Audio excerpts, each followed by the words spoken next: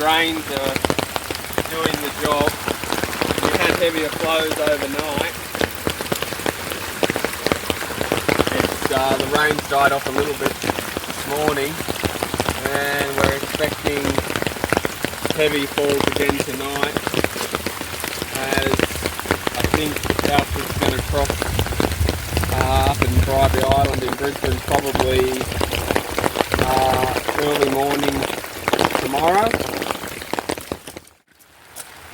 The drains are all discharging. They're remaining really clear, so that's good.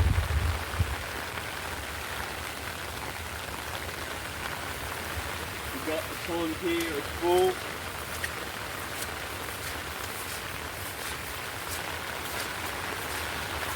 So I'm standing in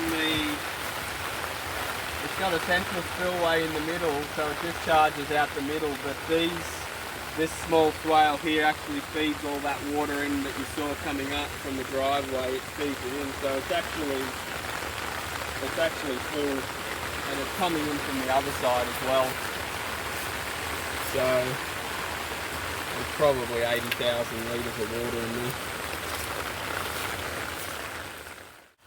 We had huge gusts last night, probably in excess of 100k an hour. And toward early this morning, and because they're coming from the south up here, most of because we have the hill up the back, we get a little bit of protection, so it's just the tops of these gum trees that really kind of cop it. I came out this morning and we were lucky not to have any trees down, and I didn't hear any kind of damage last night either. So there's more rain coming through here. These will flow in heavy flows. I do have to just watch out that these don't block up, because as soon as they block up somewhere here, they're going to send water gushing down this driveway, and we're going to lose our driveway. So it's really important that these drains are kept a close eye on, so that they discharge properly. The spillway's spilling now, and this is all designed to discharge basically through here, and eventually we'll put a culvert under here, so we'll send this water underground to stop it coming over the surface, and then the culvert will come out here where it discharges down into that drain where we started. So we can still refine this kind of water runoff even just a little bit more, even though we still don't get any erosion or any damage done here. We'll walk up here. I did manage to strap the beehives down, so they've got a little bit of extra protection. This pond system up here with the swales interconnecting the two ponds, it's a really mature system, and it's really robust, and it's been through some really bad weather in its time, and it went through the 2022 flood with absolutely no problem. So it gives us a lot of confidence, and it's not a big worry of ours holding this water back, because we know how well the system is designed, and we know how well it's been designed to cope with these events. So it actually is kind of just peace of mind having this system here, because it manages to hold a lot of water back. It slows the flow of water down, because we do get such a shed of water off there, and it gives us such hydration and excellent water reserves through the dry time. So it's an invaluable system that just really doesn't require much work other than just a bit of maintenance with pruning. You can see how we've utilised this whole area, which is basically from the boundary fence over there.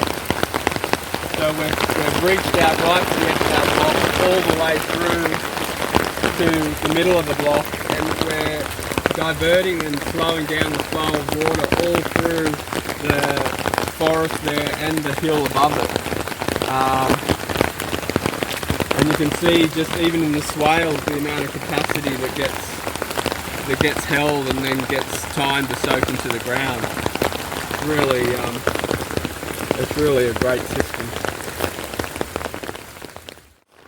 We'll follow this track on contour where you can see the water sitting, but it's not very running fast, so you don't get any erosion.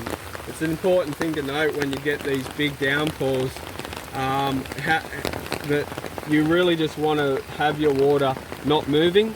As you can see behind us in the ponds and the swale, even though we're getting all this heavy downpour, we're getting, you know, sometimes in excess of 100 mil an hour, the trick is to keep the water not flowing. So all the water is really slow moving, and that is what prevents the damage. It stops the erosion.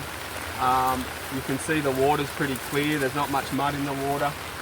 And even on these flat tracks where they are catching water, you can see how the water's not actually moving. It's not flowing fast, and that's why you're not getting any erosion, and that's why the water's clear.